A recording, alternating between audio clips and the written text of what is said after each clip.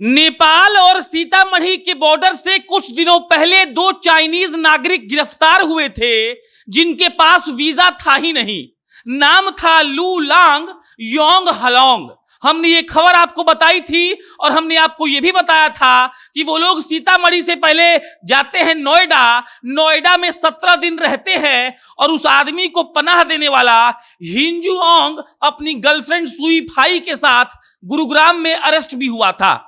उसके बाद यह हुआ कि एक बड़ा भांडाफोड़ हुआ। भांडाफोड़ इस बात का कि कई चाइनीज नागरिक भारत में रह रहे हैं, डेटा का बेच रहे हैं और उसके बाद वो लोगों के पास वीजा भी नहीं है। आप समझिएगा इस बात को।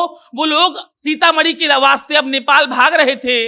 नेपाल से वो लोग काठमांडू जाते और काठमांडू से चाइना भाग जाते। लेकिन हुआ ये कि जब वो लोग भारत से भाग रहे थे तब उनको सीतामढ़ी में एसएसबी के जवानों ने रोक लिया था और उनका नाम था लू लांग योंग हलोंग। और उसके बाद जब ये पता लगाई गई कि वो लोग कहां रह रहे थे तब ये सामने आया कि वो लोग 17 दिन पहले उसी सीतामढ़ी से भारत में घुसे थे। सीतामढ़ी से नोएडा गए, वहां पर वो लोग 17 दिन रहे और उसके बाद अब ये भागने के फिराक में जब थे तब सीतामढ़ी के एसएसबी ने लू लांग को और योंग हलोंग को गिरफ्तार कर लिया। जब इनसे पूछताछ हुई तब मालूम पड़ा कि गुड़गांव में इनका एक दोस्त है जिनका नाम है हिंजुआंग। हिंजुआंग को गुरुग्राम के एक होटल से उसकी गर्लफ्रेंड सुई फाई के साथ गिरफ्तार किया गया। अब सुई फाई और हिंजुआंग के लगातार उनसे इंटरोगेशन किया जा रहा था और उसके बाद कल यह मालूम पड़ा कि 14 चाइनीज नागरिक 2020 में जिनका वीजा एक्सपायर कर चुका है, उनका समय खत्म हो चुका है, फिर भी वो पिछले 2 सालों से भारत में रह रहे थे। वो रह रहे थे नोएडा के सेक्टर 49 में। उनका वहां पर जो एक डी ब्लॉक है उसमें मकान नंबर 14 में 14 चाइनीज नागरिक रह रहे थे, जिसमें 13 पुरुष हैं और 1 महिला है। अब 13 पुरुष और 1 महिला को पुलिस ने पकड़ लिया है, दिल्ली के डिटेंशन सेंटर में भेज दिया गया है। लेकिन एक बड़ी खबर यह आई है कि इनके अलावा भी कई ऐसे चाइनीज नागरिक हैं जो बिहार के साथ साथ दिल्ली, नोएडा और भारत के अन्य राज्यों में रह रहे हैं। बिहार इसीलिए खास हो जाता है क्योंकि बिहार में नेपाल का बॉर्डर लगता है और यह बॉर्डर को बहुत आसानी से कोई भी आदमी चाहे तो क्रॉस कर सकता है। इसी के चलते लू लांग और योंग हलोंग नेपाल से आए थे भारत, 17 दिन नोएडा में रहे और जब भागने का प्रयास कर रहे थे तो एसएसबी के जवानों ने उनको पकड़ लिया। उसके बाद जो उनको शरण दिया था जिसका नाम था हिंजुआंग और वो अपनी गर्लफ्रेंड सुई फाई के साथ पकड़ा जाता है और जब उससे पूछताछ होती है तब वो बताता है कि नोएडा के सेक्टर 49 के डी ब्लॉक के मकान नंबर 14 में 14 चाइनीज नागरिक रह रहे हैं जिनकी वीजा 2020 में ही समाप्त हो चुकी है और वो 2 साल से भारत में अवैध रूप से रह रहे हैं। अब उनको गिरफ्तार करके दिल्ली के डिटेंशन सेंटर में भेज दिया गया है।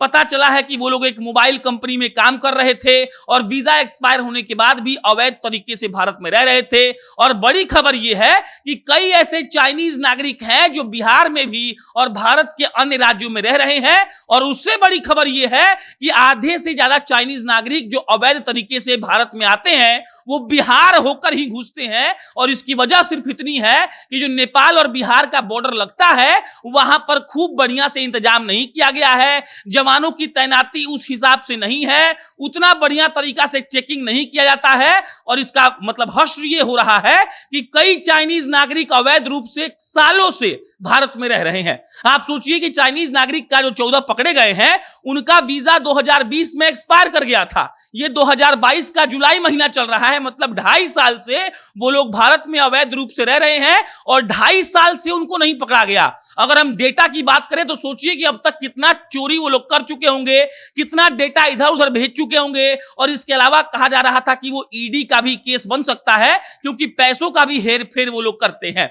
आप समझिए 2.5 साल बाद वो पकड़े गए हैं। और बुरी खबर ये है कि बिहार से ही वो लोग घुसते हैं और अभी भी कई लोग ऐसे हैं जो रोज घुसते होंगे। बाकी लू लांग और योंग हलांग को जब एसएसबी के जवानों ने सीतामढ़ी में पकड़ा था उसके बाद से ही इसका भांडाफोड़ हुआ है और अब लगातार दिन प्रतिदिन इस केस में नया नया बात सामने आ रहा है। और ये मालूम चल रहा है कि ये चाइनीज लोग भारत के लगभग राज्यों में घुसपैठिए की तरह रह रहे हैं, सुविधाएं ले रहे हैं और बिना वीजा के यहां पर अपना देश समझकर इसको रहे जा रहे हैं, लेकिन वो पकड़ में भी नहीं आ रहे हैं। बाकी अब इस पर जैसे अपडेट आएगा तो आपको हम बताएंगे। मेरा नाम प्रशांत राय है, आप जनता जंक्शन देखते रहिए। बहुत बहुत धन्यवाद।